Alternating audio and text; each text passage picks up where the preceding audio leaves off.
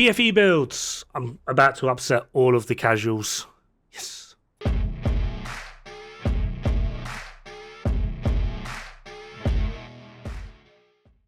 First of all, you're going to have to forgive me. There's not really a lot of scope to be showing off a PFE build within the game, simply just because they are very, very limited in where you're actually able to use them.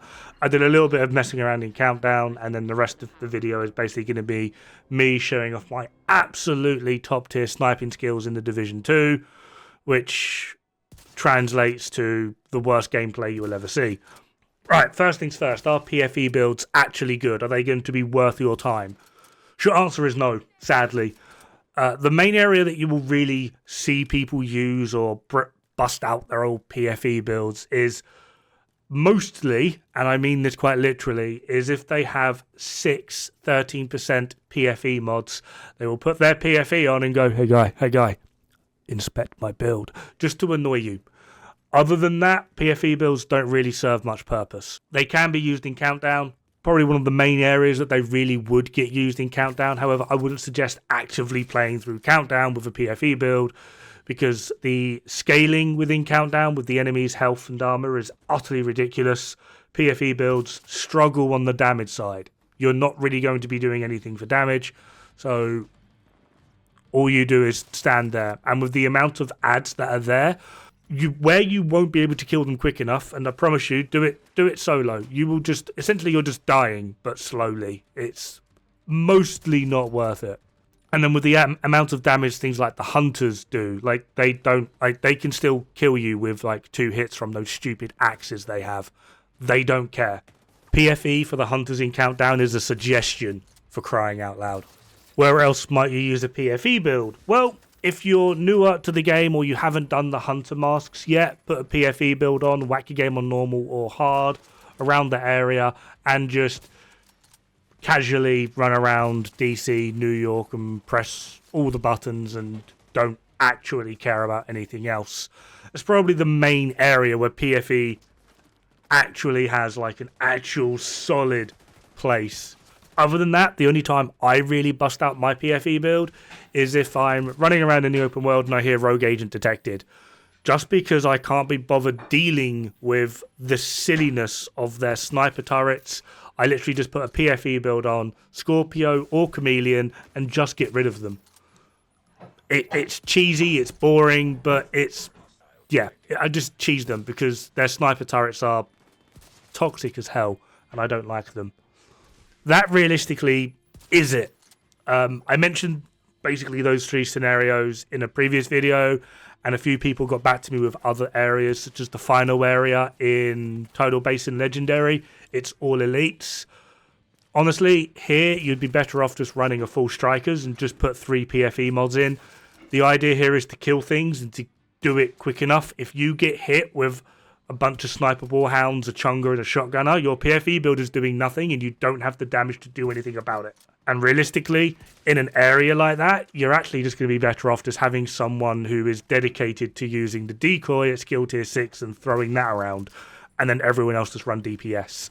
So you can use PFE there. Would I recommend it? No, not at all. Unless you want to sit there for like 40 minutes. So, what is actually PFE and how do we build for it? Well, PFE, Protection from Elites, is a complete damage resistant stat that only factors in the enemy class of elites. This is anything with a yellow bar, essentially. So, the reds will still do full damage to you. The purples, veterans, will still do full damage to you. It's those yellow ones that will have a good portion of their damage mitigated. Now, across the board, on all facets, it is impossible to mitigate more than 80% of any incoming damage. And I mean this from Protection from Elites, Aegis, Provocateur, Cavalier, all of them. You can't get more than 80%. The game just doesn't allow it. This also means that if you have 55% Protection from Elites and Provocateur, that's your 80% Protection from Elites, and then obviously Provocateur is going to give you 20% from everything else within 20 meters.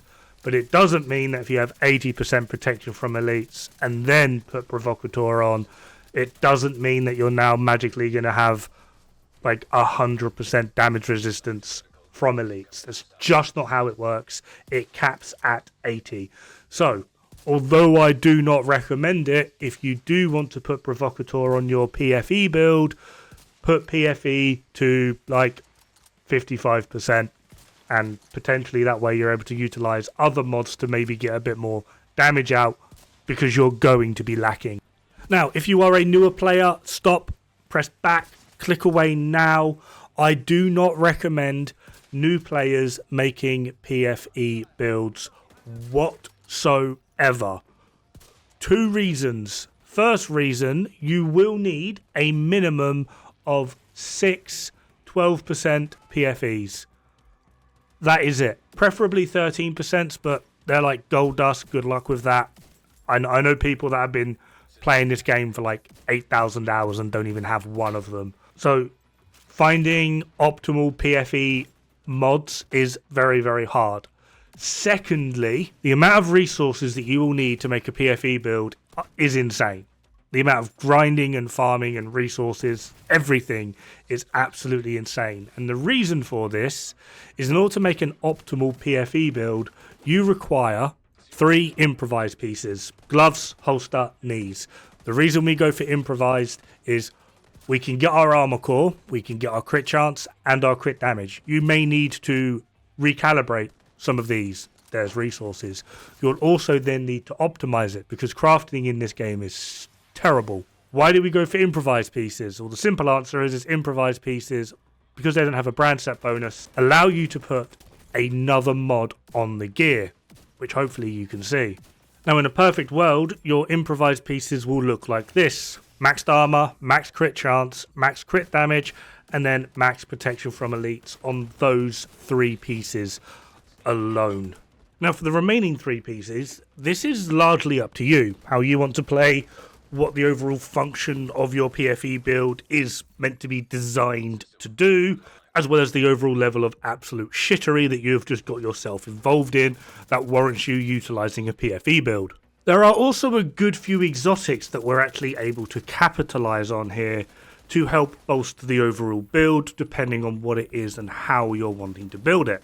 For chest, we have tardigrade, so if you're in a group, that ablative nanoplating helps out the group, as well as it also does afford you essentially a fully separate armor bar should your armor actually break. Provocateur, because you're absolutely crazy and have nothing better to do with your life. Although, in truth, if you are newer to the game, utilizing something like Provocateur to fit into your PFE build isn't a bad way to go while you farm up your PFE mods. But once you have them, Provocateur basically dies. As well as Ridway's Pride. No, I'm not joking. Although it's going to take a blue core away from you, you do get crit chance, crit damage. Put PFE on there. Add in something like Sadist onto your weapon, which is a 30% amp, which is going to help you out. What we also get, because of where your PFE, you're going to be stuck in the middle of a bunch of ads. If you're able to get 5 enemies bleeding, that's 48% armor repair per second. It's actually a pretty huge tool. The problem is you can get stronger setups. Memento is actually pretty strong here, but only if you're able to get the trophies. Due to the fact that you don't, or you probably won't have the most amount of damage, you will struggle to get those trophies. But if you can, the armor regen that you would get from it, as well as the amount of armor that you would gain from picking up trophies, the 30% all weapon damage, there's quite a lot that actively goes into Memento when it is at max stack that can help out a PFE build. There's just the problem of actually trying to get the trophies in the first place. However, the real king when it comes to exotics on a PFE build is Catharsis.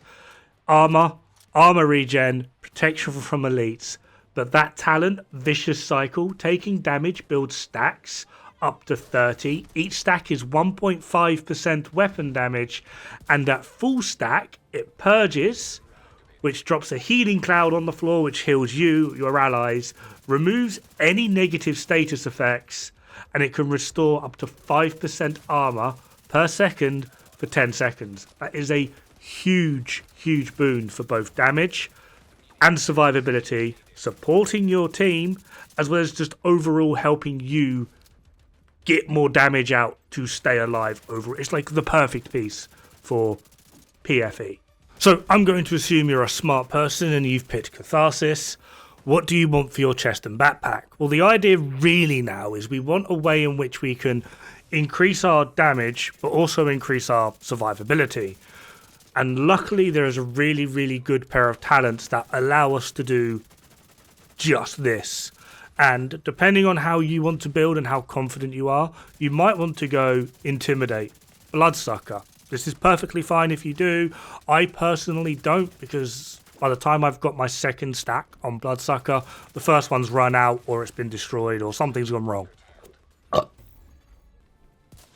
I generally just don't rate it that highly on something like a PFE build. So I tend to go with Adrenaline Rush, and luckily we have perfect Adrenaline Rush. So, Matador, named Walker and Harris, armor, crit chance, crit damage, protection from elites, and we get perfect Adrenaline Rush. Whenever you are within 10 meters of an enemy, you gain 23% bonus armor for 5 seconds, stacks up to 3 times, and the cooldown is also 5 seconds. If you are within 10 meters of 3 enemies, that is a giggity amount of armor. I wonder how many people understood that. I then also like to run a Bellstone piece for that 1% armor regen, which hopefully tides us over long enough for Catharsis to kick in. It also means that while we're stacking that bonus armor from Adrenaline Rush, we can also get some like passive healing in. It's not a lot, it's not ideal, but considering a PFE build is there to try and stay alive, I figured going for a little bit more survivability would be a better option.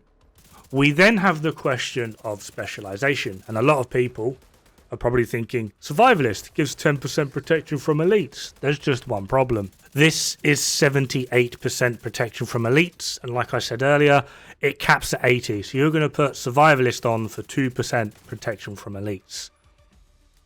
Now, as with the build that I'm actually running in the background, all of my PFEs are at 12%, which puts me at 72% protection from elites. So I am actually running Survivalist to get me up to 80%, because I'm using Survivalist for 8% now, not 2.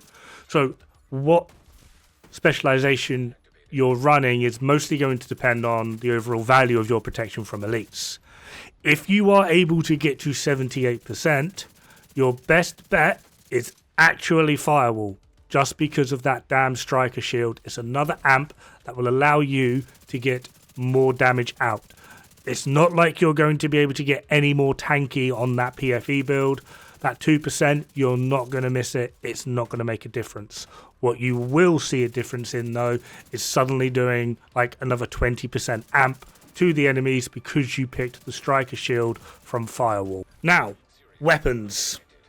There's actually 3 really, really, really good weapons that pair with a PFE build beautifully. The first one, and I've been ranting and raving about it quite a lot lately, it doesn't look like it's doing a great job here though, but then it's scaled to 8-man friggin' hunters, so yeah. Chameleon. The reason Chameleon is great here is because it can help bolster its own crit chance and crit damage, and if you're able to maximize the usage of the middle buff, it will literally give you a high-end red build's DPS on a 6 blue build. It pairs beautifully with blue core builds, annoyingly. That's just the way Chameleon works. The next one is probably the one that we all use time and time again, Scorpio. It's great damage, it CCs enemies, and it is also able to amplify its own damage by 20%, and while that debuff is active, all enemies shooting them will do 20% more damage, so it's great in team support as well. And the third weapon is one that I actually use the most, especially if I'm having to do a PFE build in a legendary for some stupid reason because someone wants me to. I use Sweet Dreams. The reason for this is elites don't do enough damage to me in legendary for me to worry about them. The reds, Sweet Dreams kills them really, really easily because it does enough shot damage to be able to do so. Purples, melee them. Problem solved. Have fun. Good luck. Don't die. It's bad for the health.